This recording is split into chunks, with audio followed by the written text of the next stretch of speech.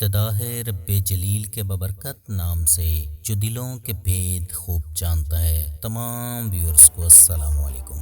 मोहतरम नाजरीन कराम, आज हम सैर करने वाले हैं अरब के सबसे छोटे जजीरा नमा एक कंट्री की। इसका साइज आपको हैरान कर सकता है, ताहम ये अपने छोटे साइज के बावजूद मशरक़ वस्ता की तजारत में ये एक अहम खिलाड़ी है। यहाँ इनकम टैक्स 0% है। अभी जाकर कुछ अशिया पर वैल्यू एडेड टैक्स लागू किया गया है। वो बदबख्त कौन था जो खाना काबा से हजर अस्वद उखाड़ कर ले गया था, जिसने इसके 60 टुकड़े कर दिए थे। बैतुल्ला 21 साल तक हजर अस्वद वापस न लाया जा सका। इस मुल्क को आज़ाद हुए अभी सिर्फ 50 साल भी नहीं हुए। ये मशरक़ वस्ता में पहली ग्रैंड प्री का घर है। आप यहाँ लाइफ ऑफ ट्री तलाश कर सकते हैं, जो 16वीं सदी में लगाया गया था, जो आज तक सरसब्ज़ व शादाब है। हालांकि यहाँ पानी के आसार भी नहीं हैं। इसकी सरकारी ज़ुबान अरबी है, लेकिन मुल्क की आधी से ज़्यादा आबादी उर्दू हिंदी बोलती और समझती है। ये है तो मुस्लिम अरब कंट्री, लेकिन मुल्क की 10% से ज़ायद आबादी हिंदू धर्म पर अमल करती है। यहाँ 200 साल पुराना मंदिर भी है।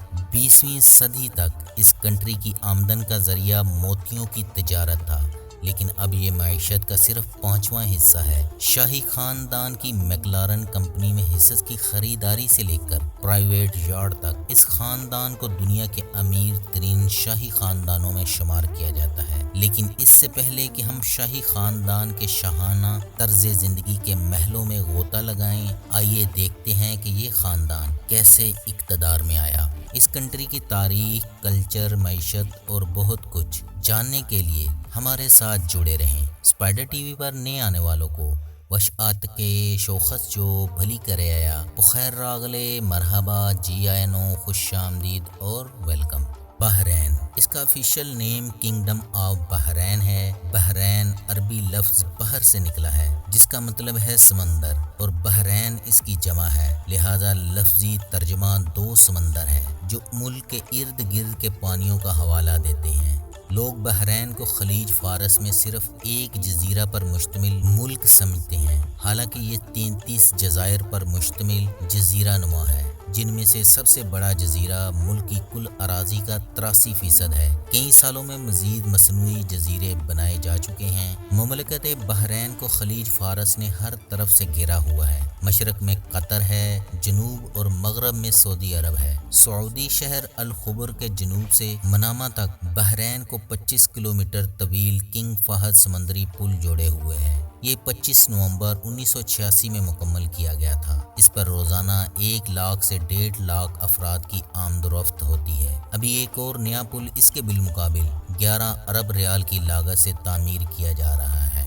कतर और बहरैन के दरमियान भी पुल बनाने का 2008 में मंसूबा बनाया गया था, जो ताहाल शुरू नहीं किया जा सका। मनामा सल्तनत बहरैन के दारुल हुकूमत के तौर पर भी काम करता है। मनामा बहरैन के शुमाल मशरकी सिरे पर इसके बुलंद तरीन मुकाम पर वाक़े सबसे बड़ा बंदरगाह वाला सिटी है। अरबी में मनामा का मतलब ख्वाबों की जगह है। मनामा फलक बोस इमारतों, होटलों, मॉल्स और मालियाती खदमात के इदारों का एक मुतासर कुन मजमुआ लिए हुए है। मुबैना तौर पर 7वीं सदी में तामीर किया गया था। इससे पहले इसका दारुल हुकूमत मुहर्रक सिटी था। एक अंदाजे के मुताबिक बहरैन की आबादी 15,40,558 नफूस पर मुश्तमिल है। मकाओ, मोनाको, सिंगापुर, हांगकांग और जिब्राल्टर के बाद बहरैन दुनिया का 6ठा सबसे ज़्यादा गुंजान आबादी वाला मुल्क है। बहरैन की आबादी की अक्सरियत मनामा और मुहर्रक सिटी में रहती है। बहरैन मजहबी और नस्ली दोनों तरह मखलूत रियासत है। इस्लाम बहरैन का रियासती मज़हब है, जिसमें अक्सरियत 70.2% आबादी मुस्लिम और मसीही, जो बहरैन का दूसरा बड़ा मजहबी गिरोह है। इसकी आबादी 14.5% है, जबकि हिंदू 10% और सिख, बौद्ध, बहाई, दरोज 3% हैं। बहरैन की सबसे बड़ी मस्जिद अल फतह मस्जिद है। बहरैन की मार्केटों में कलर ग्लोब्स हर तरफ नजर आते हैं। मुल्क के हर तरफ समंदरी समंदर है, लेकिन हैरत की बात यह है कि पब्लिक बीच बहुत कम नजर आते हैं। منامہ سوق میں کپڑے اور جیولری کی انڈین اور پاکستانیوں کی شاپ نظر آتی ہیں، لیکن الیکٹرونکس میں فلپینی اور گولڈ بزنس بحرینیوں کے پاس ہے۔ یہاں کیونکہ پرل کی بہت بڑی انڈسٹری ہے، اس لیے گولڈ جیولری میں پرل کا بہت زیادہ استعمال نظر آتا ہے۔ منامہ سوق میں سب سے بڑا مسئلہ پارکنگ کا ہوتا ہے۔ یہاں 200 سال پرانا ہندو ٹیمپل بھی ہے جو تجارت کی غرض سے آنے والے ہندو تاجروں نے تعمیر کیا تھا۔ نریندر مودی نے اپنے بحرینی دورے میں اسے رینوویٹ کروایا ہے، جہاں آج بھی پوجا پاٹ ہوتی ہے۔ یہاں ریئل اسٹیٹ بہت مہنگی ہے، لیکن دبئی کے مقابلے میں سستی ہے۔ ملک میں ہر جگہ کیٹ نظر آتی ہیں۔ ملک میں ٹرین یا میٹرو سروسز نہیں ہیں۔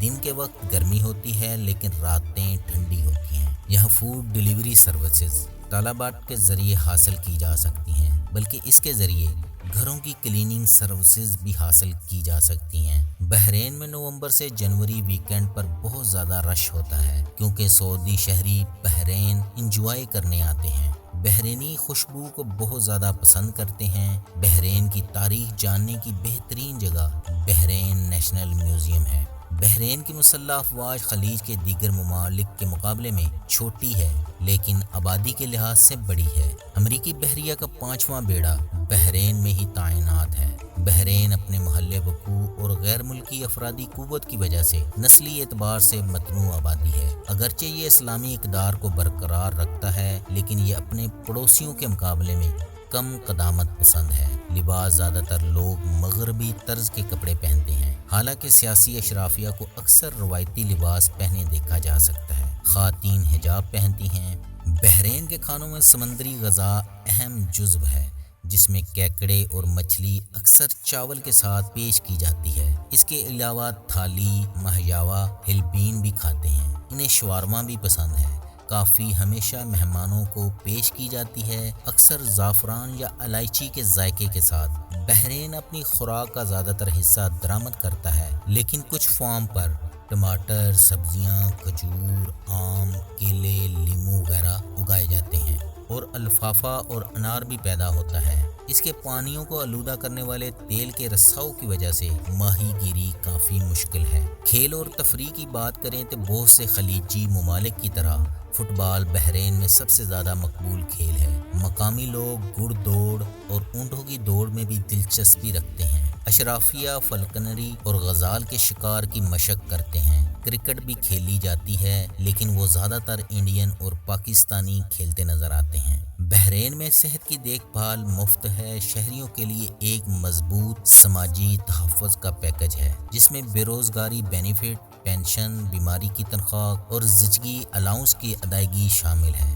بحرین کا فلیگ سرخ اور سفید 2 کلرز کا ہے۔ سرخ رنگ عرب اور سفید اقلیت کی طرف اشارہ کرتا ہے۔ دونوں کلر کے درمیان 5 کنگرے ہیں، جو اسلام کے 5 پلرز کو ظاہر کرتے ہیں۔ بحرین اور قطر کا فلیگ سملر ہے، بس کلر اور کنگروں کی تعداد کا فرق ہے۔ اس حقیقت سے قطع نظر کہ یہ ملک دنیا کے تیل پیدا کرنے والے بڑے خطوں میں سے ایک ہے، جس کی آمدنی کا 80% حصہ انہی سے حاصل ہوتا ہے۔ 2018 میں بحرین کی تاریخ میں تیل اور گیس کے اب تک کے سب سے بڑے ذخائر دریافت ہوئے تھے۔ حالیہ سال میں خام تیل کی قیمتوں میں اضافے کی وجہ سے اس کی معیشت بھی اوپر چلی گئی ہے۔ تیل اور گیس کے بعد ایلومینیم بحرین کی دوسری بڑی برآمد ہے، اور بین الاقوامی بینکنگ اس کے اہم اقتصادی محرکات میں سے ایک ہے۔ اس کی سرکاری کرنسی بحرینی دینار ہے۔ یہ ورلڈ سیکنڈ اسٹرانگسٹ کرنسی ہے، جو $2.66 کے برابر ہے۔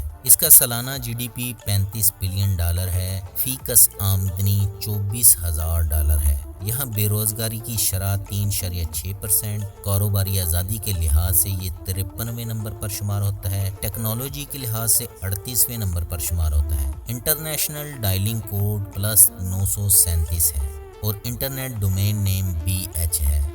دوستو، یہاں کی صدر زبان عربی ہے، لیکن اس کے بعد انگلش، فارسی اور اردو بھی بولی جاتی ہے۔ مزے کی بات یہ ہے کہ بحرین کی آدھی آبادی ہندی، اردو بولتی اور سمجھتی ہے، کیونکہ یہاں ہر دوسرا شخص انڈین یا پاکستانی یا بنگلہ دیشی ہے۔ بحرین کا کل رقبہ صرف 760 مربع کلومیٹر ہے۔ اس کی لمبائی 48 کلومیٹر اور چوڑائی صرف 16 کلومیٹر ہے، یہ ایشیا کا تیسرا سب سے چھوٹا ملک ہے، جس کا رقبہ سنگاپور اور مالدیپ سے تھوڑا سا ہی بڑا ہے۔ یہ رقبے کے اعتبار سے دنیا کا 192 نمبر پر شمار ہونے والا ملک ہے۔ ملک کا ہائیسٹ پوائنٹ جبل الدخان ہے، جو سطح سمندر سے 135 میٹر بلند ہے، جس کا ترجمہ دھوئیں کا پہاڑ ہے۔ یہ نام اس کے کوہرے سے آیا ہے، جو مرطوب دنوں میں علاقے کو لپیٹ لیتا ہے۔ ملک کا صرف 11.3% رقبہ قابل کاشت ہے۔ بحرین میں کوئی دریا، جھیل یا ندی نہیں۔ اس میں دنیا میں میٹھے پانی کی سب سے کم فراہمی ہے۔ ملک کو دمام ایکویفر سے محدود زیر زمین پانی ملتا ہے۔ یہاں اوسط عمر 80 سال ہے۔ عوامی تعلیم 6 سے 14 سال کی عمر کے تمام بچوں کے لیے مفت اور لازمی ہے۔ بحرین میں خواتین کی خواندگی پورے خلیج فارس میں سب سے زیادہ ہے۔ اسی وجہ سے بحرین میں لٹریسی ریٹ 97% ہے۔ ملک کی 90% آبادی شہروں میں آباد ہے۔ بحرین میں فارمر مارکیٹ ہیں، جہاں فارمر اپنی اشیاء مڈل مین یعنی آڑتیوں کے بغیر ڈائریکٹ بائر کو بیچتا ہے۔ بحرین ان عرب ممالک میں شامل ہو گیا ہے جس نے اسرائیل کو تسلیم کر لیا ہے۔ 2020 میں امریکی دباؤ پر UAE، بحرین، سوڈان اور مراکش نے اسرائیل کے ساتھ تعلقات بحال کر لیے تھے۔ اس کے بعد اسرائیلی وزیر اعظم نفتالی نے بحرین کا سرکاری دورہ کیا تھا، اور بحرین سے اسرائیل کے لیے ڈائریکٹ فلائٹ بحال ہو چکی ہیں، اور اسرائیل کی بحرین کو برآمدات اس وقت $6.5 ارب تک پہنچ چکی ہیں۔ دوستو، بحرین کی تاریخ پر نظر دوڑائیں تو اس کی تاریخ 3000 سال قبل مسیح براؤن ایج کے دور میں بحرین کو دل من کہا جاتا تھا۔ اس کے اسٹریٹجک محل وقوع کی وجہ سے اس نے میسوپوٹیمیا کو وادی سندھ سے جوڑ دیا تھا۔ اس سرزمین کو فتح کرنے اور تجارتی راستوں کو کنٹرول کرنے میں اسیرین اور بائبلونین بھی شامل تھے۔ 5ویں صدی میں بحرین نستوری مسیحیت کا مرکز بن گیا۔ ان کے عقائد مرکزی دھارے کے عیسائیت سے قدرے مختلف تھے، اس لیے بازنطینی سلطنت کی طرف سے انہیں بدعتی کے طور پر دیکھا جاتا تھا۔ اسلام کی آمد۔ نبی کریم صلی اللہ علیہ وسلم کو خبر ملی کہ کچھ قبائل بحرین میں فوج جمع کر رہے ہیں، لیکن قبائلی اس لیے بھاگ گئے جب انہیں معلوم ہوا کہ نبی کریم صلی اللہ علیہ وسلم اس لشکر کی قیادت کر رہے ہیں۔ 628 میں ایک ایلچی اسلام کی دعوت لے کر مقامی حاکم کے پاس پہنچے۔ انہوں نے اس کا مثبت جواب دیا۔ پیغمبر اسلام کی وفات سے 4 سال پہلے یہ ایک اسلامی سرزمین بن گیا۔ الخمیس مسجد 692 عیسوی میں بنی۔ یہ بحرین کی پہلی مسجد تھی اور پوری دنیا کی قدیم اور اہم ترین مساجد میں سے ایک ہے۔ 899 عیسوی میں اسماعیلی فرقے کے کرامتیوں نے بحرین پر قبضہ کر لیا۔ اس فرقے سے تعلق رکھنے والے ابو طاہر سلمان الجنابی کرامتی نے بحرین کے شہر حجر موجودہ نام قطیف میں ایک عمارت بنائی اور اس کا نام دار الحجرہ رکھا۔ اس کا مقصد یہ تھا کہ لوگ مکہ جا کر خانہ کعبہ کا حج ترک کر دیں اور اس کی بجائے اس کے دار الحجرہ میں آیا کریں۔ اس مقصد کے لیے یہ 930 عیسوی میں اپنی فوج کے ساتھ مکہ کی طرف بڑھا اور حج کے پہلے روز طواف کرتے ہوئے حاجیوں کا قتل عام کیا۔ ایک شخص مزاب رحمت اتارنے کے لیے خانہ کعبہ پر چڑھا، گر کر مر گیا۔ اس کی فوج نے حاجیوں کی لاشوں سے آب زمزم کا کنواں پاٹ دیا۔ اس قتل عام میں 30,000 کے قریب حاجی شہید کیے گئے۔ ابو طاہر نشے میں دھت تھا۔ اس نے اسی حالت میں کعبے کا دروازہ اکھاڑ ڈالا اور چیخا، باخدا یہ میں ہوں، خدا پیدا کرتا ہے اور میں مارتا ہوں۔ ابن کثیر اس واقعے کا ذکر کرتے ہیں۔ پھر اس نے حجر اسود کو اکھاڑنے کا حکم دیا۔ اس وقت ایک شخص نے آ کر ایک بھاری چیز سے اس پر ضرب لگائی اور کہا، کہاں ہے طیرن ابابیل، کہاں ہے حجارت من سجیل۔ ابو طاہر کرامتی نے حاجیوں کا مال و اسباب لوٹ لیا، عورتوں اور بچوں کو اپنے سپاہیوں میں تقسیم کر دیا۔ اس نے روانگی کے وقت یہ اعلان کر دیا کہ آئندہ سے حج اس کے ہاں ہوا کرے گا۔ ابو طاہر کرامتی حجر اسود کو اپنے ساتھ بحرین لے آیا اور اسے اپنی تعمیر کردہ عمارت میں رکھوا دیا۔ حج بڑی حد تک معطل رہا کیونکہ کرامتی حاجیوں کے قافلوں کو لوٹ لیا کرتے تھے۔ حجر اسود 21 سال تک بحرین میں رہا۔ آخر ابو طاہر سلمان جنابی کرامتی 38 برس کی عمر میں چیچک کا شکار ہو کر تڑپ تڑپ کر مر گیا۔ 20 مئی 951 کو حجر اسود جب مکہ واپس لایا گیا، حجر اسود میں دراڑیں پڑ گئی تھیں۔ حسن ابن مرزوق نامی ممار نے حجر اسود اپنی جگہ پر نصب کیا۔ حدیث میں آتا ہے جس وقت حجر اسود جنت سے اترا تو وہ دودھ سے زیادہ سفید تھا، پھر آدمیوں کے گناہوں نے اسے سیاہ کر دیا۔ 976 عیسوی میں عباسیوں نے بحرین میں کرامتیوں کو حجر میں شکست دی۔ 1076 میں الایونیون نے کرامتیوں کا بحرین سے خاتمہ کر دیا۔ 1253 عیسوی میں فارس نے اس کے کچھ حصے پر قبضہ کر لیا۔ 15ویں صدی کے وسط میں بنو جبیر کے زیر اقتدار ہے۔ 1521 میں پرتگالیوں نے جبیر حکمران مکرن ابن زمل سے بحرین کو چھین لیا۔ پرتگالی حکومت تقریباً 80 سال تک قائم رہی۔ پرتگالیوں کو 1602 میں صفوی ایران کے عباس اول نے جزائر سے نکال دیا۔ المذکور نے 1782 کی جنگ زبارہ میں بنی عتبہ قبیلے کے ہاتھوں شکست کے بعد بحرین کے جزیروں کو کھو دیا۔ خلیفہ کا ایوان 1799 میں قطر سے بحرین منتقل ہوا۔ اس کے بعد برطانیہ یہاں آ دھمکا۔ 1820 میں الخلیفہ قبیلے کو برطانیہ نے ایک معاہدے پر دستخط کرنے کے بعد بحرین کے الحاکم کے طور پر تسلیم کر لیا۔ 1932 میں بحرین میں تیل دریافت ہوا۔ اسی دہائی میں بحرین ایئرپورٹ تیار کیا گیا۔ 1949 میں برطانیہ نے جب فلسطینیوں کی زمینیں ہتھیا کر یہودیوں کو اسرائیل سونپ دیا تو پوری عرب دنیا میں برطانیہ مخالف جذبات پھیل گئے۔ برطانیہ نے 1950 میں بحرین میں فرقہ وارانہ فسادات کروا کر مسلمانوں کو آپس میں لڑوا دیا۔ 1969 میں برطانوی اور ایرانی حکومتوں نے اقوام متحدہ سے بحرین کا تنازع حل کرنے کو کہا۔ اقوام متحدہ نے ریفرنڈم کرایا اور عوام نے بھاری اکثریت سے خود مختاری کے حق میں ووٹ دیا اور بالآخر بحرین نے 15 اگست 1971 کو آزادی کا اعلان کیا اور بحرین کا نیشنل ڈے 16 دسمبر منایا جاتا ہے۔ بحرین نے سال کے آخر میں اقوام متحدہ اور عرب لیگ میں شمولیت اختیار کی۔ بحرین کا نظام حکومت آئینی بادشاہت ہے جس کی سربراہی بادشاہ کرتا ہے، جو وزیر اعظم، وزراء کی کونسل اور 40 رکنی مشاورتی کونسل کا تقرر کرتا ہے۔ بحرین کو 5 انتظامی گورنریوں میں تقسیم کیا گیا ہے۔ بحرین کا پاسپورٹ عرب کا چوتھا تگڑا ترین پاسپورٹ ہے۔ بحرینی دنیا کے 81 ممالک میں بغیر ویزا کے سفر کر سکتے ہیں کیونکہ یہ خلیج تعاون کونسل یعنی GCC کا رکن ملک ہے۔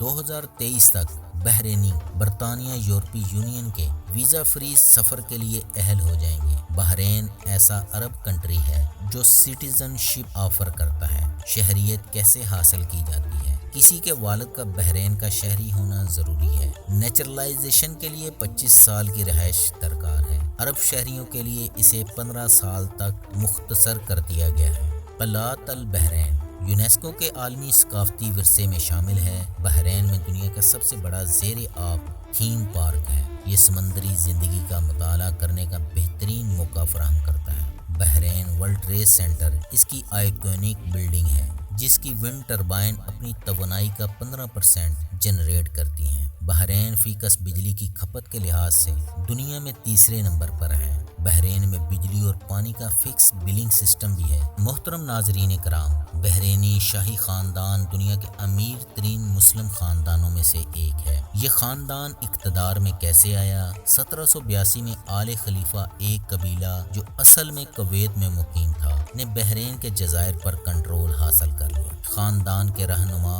شیخ احمد بن خلیفہ نے زبارہ سے لے کر قطر کے شمال مغربی ساحل تک جزائر پر حکومت کی، یہاں تک کہ وہ 1796 میں انتقال کر گئے۔ اس کے بیٹوں سلیمان، منامہ اور عبداللہ نے حکمرانی کا اشتراک کیا۔ انہوں نے برطانیہ کے ساتھ 1820 کے اہم معاہدے پر دستخط کی۔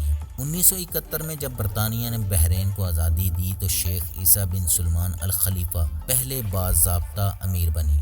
فی الحال اس خاندان کی قیادت حمد بن عیسیٰ کر رہے ہیں۔ الخلیفہ خاندان کی مجموعی مالیت $20 بلین سے زائد ہے۔ بحرین کے شاہی خاندان کے محلات پر ایک نظر ڈالتے ہیں۔ القادیبیہ پیلس، گدابیہ پیلس اور ساکر پیلس مشہور ہیں۔ بحرین کا شاہی خاندان آمد و رفت پر بھی اربوں ریال خرچ کرتا ہے۔ اس خاندان کے پاس نجی جیٹ طیارے، سرکاری ایئر لائن، اس کا فضائی بیڑا کئی ہوائی جہازوں پر مشتمل ہے۔ بحرین کے شاہی خاندان کی حالیہ خریداری ہے بوئنگ 767، جس کے اندرونی ڈیزائن پر $100 ملین سے زیادہ لاگت آئی ہے۔ ان کے پاس شاہی یاٹ بھی ہے جس کی قیمت $250 ملین ہے۔ اس کا سالانہ خرچ $25 ملین ہے۔ ان کے پاس برطانیہ کے گلیمپٹن پارک میں 120 ملین پاؤنڈ سے زائد کی پراپرٹی ہے۔ شاہی خاندان نے پیرس FC فٹ بال کلب، میکلارن کمپنی کے حصص بحرین ممٹیلی کوڈ کے ذریعے خریدے ہیں۔